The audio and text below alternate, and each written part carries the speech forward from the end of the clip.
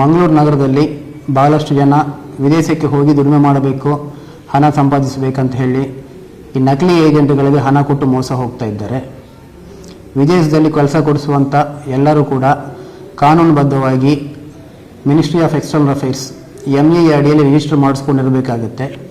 ಅದೇ ರೀತಿಯಲ್ಲಿ ನಮ್ಮ ಮಂಗಳೂರಲ್ಲಿ ಕೂಡ 25ರಿಂದ 30 ಜನ ಆ ರೀತಿ ರಿಜಿಸ್ಟರ್ ಮಾಡಿಕೊಂಡಿದ್ದವರಿದ್ದಾರೆ.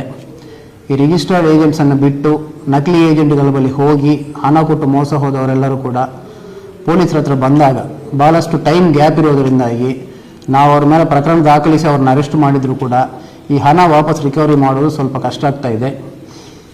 ಆದ್ದರಿಂದ ಎಲ್ಲರೂ ಕೂಡ ಜಾಗೃತಿಯಾಗಿದ್ದು ME ಅಡಿಯಲ್ಲಿ ರಿಜಿಸ್ಟರ್ ಮಾಡಿಸ್ಕೊಂಡಿದ್ದಂತಹ ರಿಜಿಸ್ಟರ್ಡ್ ಏಜೆಂಟ್ಸ್ ಬಳಿ ಮಾತ್ರ ಹೋಗಬೇಕಂತ ಕೋರ್ತೀವಿ.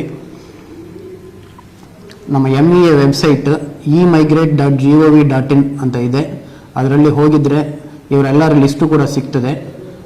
ಸೊ ಅದರಿಂದ ಎಲ್ಲರೂ ಜಾಗೃತಿಯಾಗಿರಬೇಕಂತ ಕೋರ್ತೀವಿ. Thank you.